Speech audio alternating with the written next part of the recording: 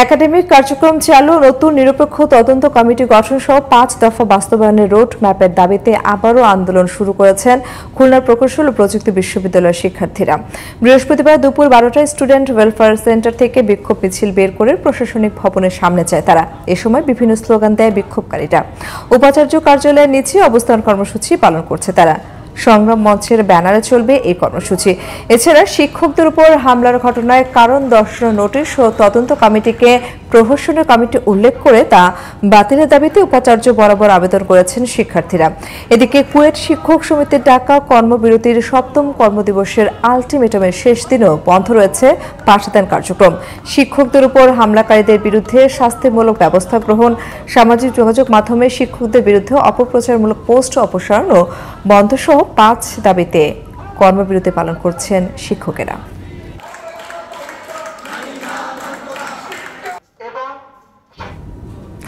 দর্শক, এই বিষয়ে আরো তথ্য নিয়ে কুয়েট থেকে যুক্ত হচ্ছেন সহকর্মী শেখ লিয়াকত হোসেন।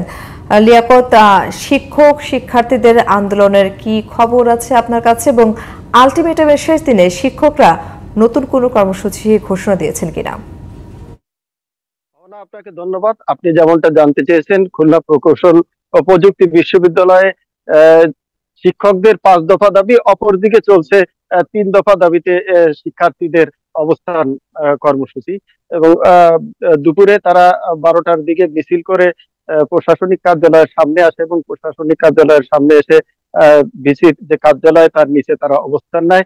এবং তাদের ৩টি দাবি হচ্ছে যে শ্রেণী পাঠদান শুরু, এবং নিরপেক্ষ তদন্ত কমিটি নতুন করে গঠন, এবং তাদের পূর্বের যে ৫ দফা দাবি ছিল সেটাকেই বাস্তবায়ন করার দাবিতে তারা এই অবস্থান কর্মসূচি পালন করছে।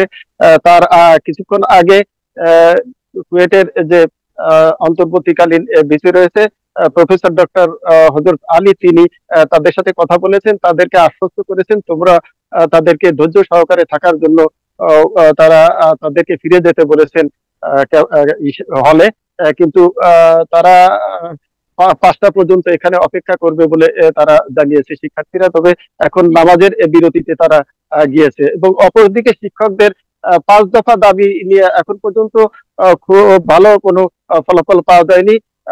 কুয়েটের যে ভিসি রয়েছেন তিনি আমাদের জানিয়েছেন যে সেই বিষয়ে দুটি পক্ষ খুব অনড় রয়েছেন তাদের দাবি, যে কারণে এই অনড় থাকার প্রেক্ষিতে হয়তোবা অচিরেই এটা সিদ্ধান্ত হবে, কিন্তু সময়টা তিনি জানাতে পারেন নাই কবে শ্রেণী কার্যক্রম শুরু হবে। তো এ ছিল খুলনা প্রকৌশল প্রযুক্তি বিশ্ববিদ্যালয়ের সবশেষ অহনা। লিয়াকত, আপনাকে ধন্যবাদ। দর্শক, কুয়েট থেকে আন্দোলনের সর্বশেষ অবস্থা জানাচ্ছিলেন আমাদের সহকর্মী লিয়াকত হোসেন।